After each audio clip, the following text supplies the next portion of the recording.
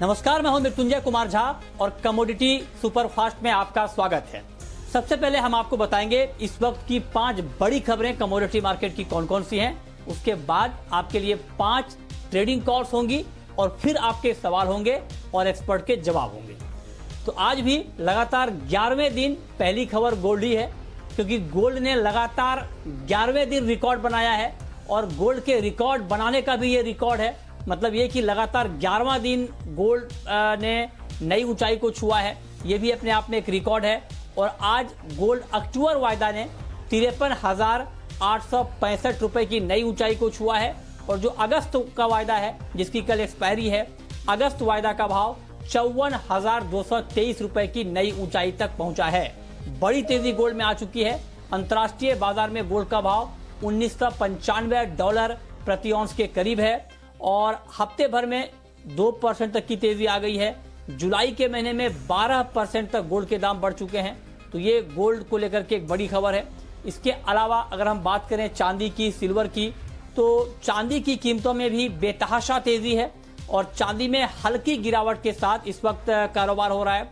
MCX पर चांदी का भाव 65,700 रुपए के करीब है और अंतर्राष्ट्रीय बाजार में चांदी का भाव $24.50 प्रति औंस के करीब ट्रेड कर रहा है और महीने भर में, एक महीने में चांदी का भाव 16,000 रुपए प्रति किलो तक बढ़ गया है। यानी 1 किलो चांदी का भाव अब से ठीक एक महीने पहले 16,000 रुपए कम था अगर आपने लिया होता, लेकिन अगर अब आप ले रहे हैं तो पिछले महीने के मुकाबले आपको 16,000 रुपए ज्यादा चुकाने होंगे। क्रूड की बात कर लेते हैं। कच्चे तेल में गिरावट बढ़ गई है और एमसीएक्स पर कच्चा तेल 3,050 रुपए के नीचे फिसला है, 2% की कमजोरी है।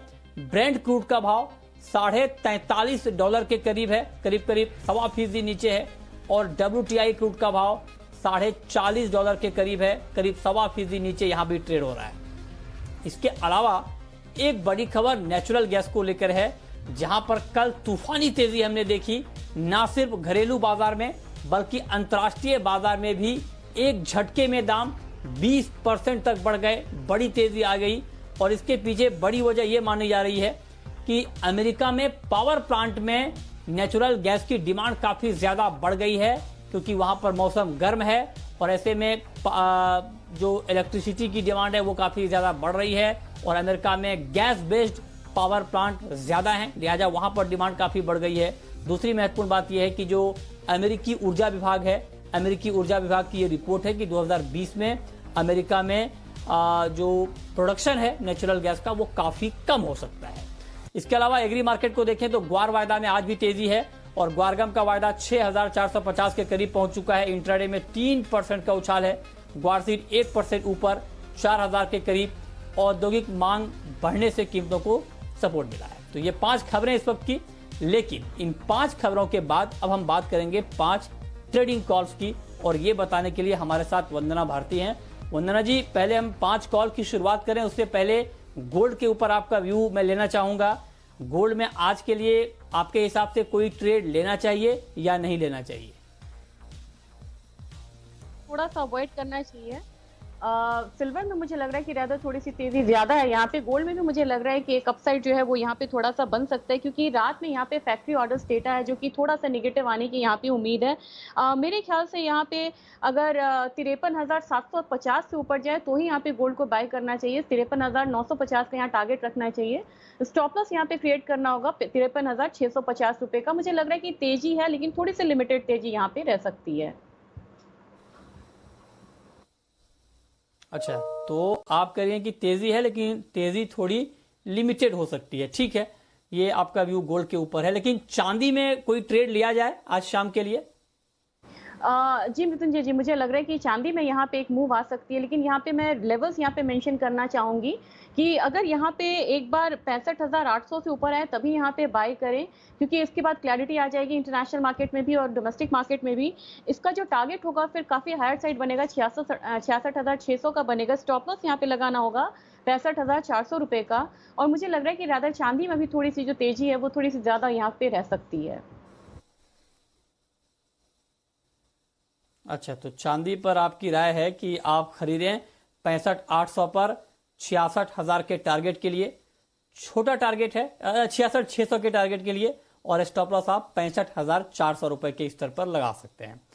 अब बात कर लेते हैं क्रूड की। क्रूड में भी आज पिछले कुछ दिनों से मार्केट लगातार रेंज में ट्रेड कर रहा था। आज गिरावट थोड़ी बढ़ी है, तो क्या गिरावट और बढ़ सकती है? शॉर्ट करके चलें, सेल करके चलें? मृत्युंजय जी, क्रूड में काफी लॉन्ग कंसोलिडेशन है और काफी स्लिम स्प्रेड में है। मुझे लग रहा है कि क्रूड में अगर गिरावट होगी तो शार्प यहाँ पे हो सकती है। यहाँ पे लेवल्स का वेट करना चाहिए। मुझे लग रहा है कि 3025 से नीचे यहाँ पे एक बार सेलिंग अगर इनिशिएट करते हैं तो 2900 तक प्राइसेस नीचे की तरफ आ सकते हैं, ट्रिगर अगर मार्केट में आता है तो। और इसका जो स्टॉप लॉस है ये 3090 रुपए का होगा। और मुझे ऐसे लग रहा है कि शॉर्ट टर्म में भी क्रूड में एक गिरावट जो है वो यहाँ पे ड्यू है, और 2800 तक भी मार्केट यहाँ पे आ सकती है। फिलहाल मैंने 2900 का टारगेट दिया है, और क्रूड में मुझे लग रहा है इंटरनेशनल मार्केट में भी $1.5 से $2 तक की गिरावट जो है आ जानी चाहिए। ठीक है, तो आपको लगता है कि क्रूड में गिरावट और बढ़ जाएगी। क्रूड के अलावा अगर कॉटन में ट्रेड लेना हो तो कॉटन में इस वक्त क्या किया जाए? मुझे लग रहा है कि कॉटन में धीरे धीरे थोड़ी सी जो तेजी है वो यहाँ पे बढ़ सकते हैं। यहाँ पे मृत्युंजय जी, यहाँ पे मुझे लग रहा है कि एक बेस बना रही है ये कमोडिटी। 16,270 के करीब बाय करना चाहिए, 260 के करीब अभी ये है।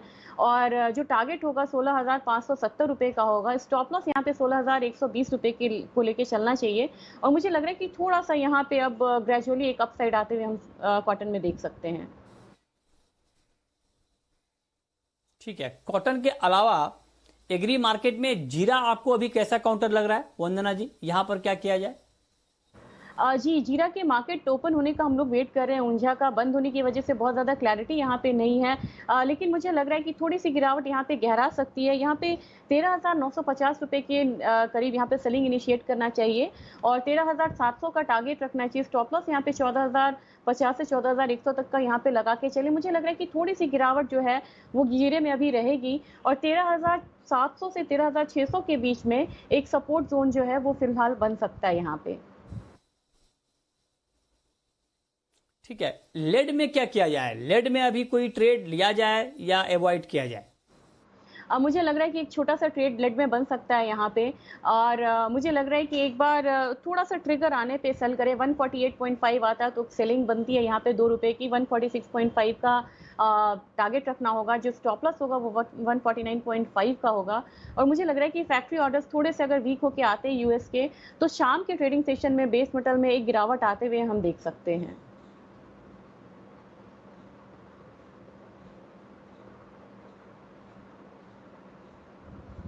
चलिए, तो ये 5 कॉल आपके लिए जहां पर आप ट्रेड ले सकते हैं। लेकिन अब शुरू करते हैं सवाल और जवाब।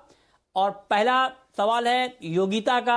योगिता जुड़ रही हैं और मलेशिया से सवाल पूछ रही हैं। तो आप अंदाजा लगाइए कि जी बिजनेस आपका कहां कहां देखा जा रहा है। पूछिए योगिता जी, बहुत बहुत स्वागत है आपका, पूछिए। जब मेरा क्वेश्चन था, मैंने सिल्वर मिनी पे बाई किया है 52,000 पे 2। हेलो। अच्छा, और मैंने एक सेल 52,000 किया पर है 2 सिल्वर मिनी में। आपकी बाइंग है? यस, और सिल्वर मिनी में बाई चांस मेरा सेल हुआ है 64,000 पे। तो अब मैं क्या करूं? 64,000 पे मेरा सेल हो चुका है, तो अब मुझे होल्ड करना चाहिए यानी स्टॉप लॉस वगैरह कुछ मुझे सजेस्ट करेंगे? राइट, बहुत अच्छा सवाल है आपका। बताइए वंदना जी, क्या सुझाव आपका योगिता जी के लिए? पहले तो बहुत बहुत मुबारक योगिता जी को कि उन्होंने इतनी अच्छी बाइंग करी है सिल्वर मिनी में, उन्होंने होल्ड भी करा है। दूसरा जो सेल है उसके लिए मैं सलाह दूंगी मैम, मैंने यहाँ पे आपको बताया है 65,800 पे आज की जो मेरी कॉल है, वहां पे अगर प्राइसेस आते हैं तो वहां पे बाय करना है, यानी कि वो एक ट्रिगर पॉइंट है।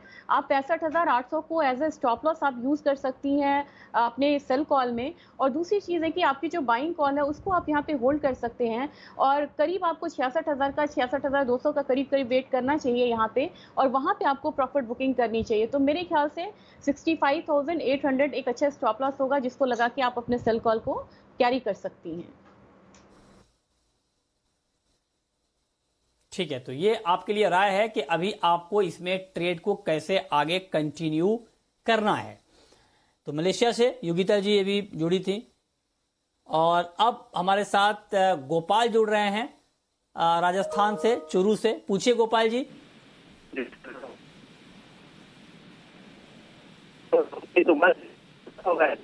जी, सुन रहा हूं, पूछिए। आपकी आवाज ठीक तरीके से नहीं आ रही है, सवाल दोबारा पूछें जरा।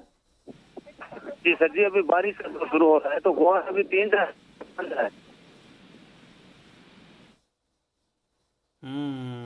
ग्वार के बारे में आप जानना चाहते हैं। ग्वार में बहुत तेजी आ चुकी है, बताइए वंदना जी, क्या आगे अभी और तेजी बाकी है ग्वार में? मृत्युंजय जी, शायद इन्होंने कहा कि बारिश शुरू हुई और ये मानसून सेंसिटिव कमोडिटी है, तो मेरे ख्याल से अपसाइड थोड़ा सा यहाँ पे लिमिटेड हो सकता है। हालांकि सितंबर कॉन्ट्रैक्ट ऑलरेडी यहाँ पे 4000 से ऊपर ट्रेड हो रहा है। मेरे ख्याल से यहाँ पे थोड़ी तेजी अभी ग्वार सीड में अभी और भी है। 4070 से 4100 तक का जो लेवल है वो मैं अगस्त कॉन्ट्रैक्ट में एक्सपेक्ट कर रही हूँ मृत्युंजय जी। तो मेरे ख्याल से इतनी तेजी बनी रहेगी, उसके बाद हम करेक्शन आते हुए यहाँ पे देख सकते हैं। और मानसून अगर अच्छा रहा, जैसा कि जुलाई में बहुत ज़्यादा अच्छा नहीं था, अगस्त में अच्छा रहता है, तो थोड़ी सी गिरावट आते हुए हम यहाँ पे देख सकते हैं। फिलहाल इन्हें 4075 से 4100 तक का टारगेट अपसाइड में लेके चलना चाहिए। प्रदीप हैं आप हमारे साथ इस वक्त हरियाणा से जुड़ रहे हैं, पूछिए प्रदीप जी। ये सवाल है कि आपसे कि सरसों मस्टर्ड का करीब 5500 से 60,000 के नियर अबाउट जाएगी सर।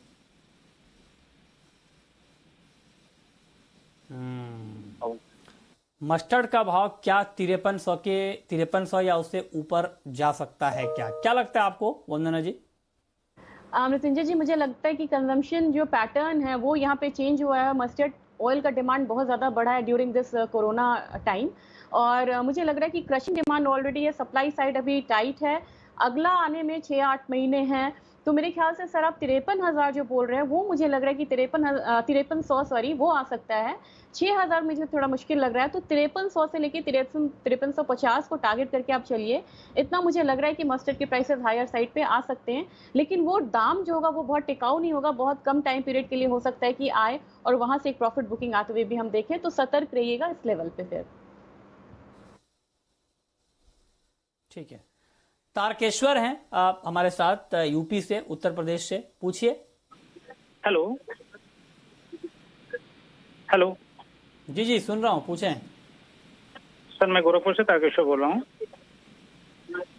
सर मैं नेचुरल गैस में जानकारी लेना चाहता हूँ। कल के डेट में मैंने नेचुरल गैस एक शॉर्ट सेल किया था 154 रुपया के लमसम आसपास, और क्या है अभी इसका फ्यूचर, क्या कर सकते हैं सर? 154 पे आपने शॉर्ट किया था और कल नेचुरल गैस में बड़ी तेजी आई, जबरदस्त तेजी, करीब 20% तक दाम बढ़े।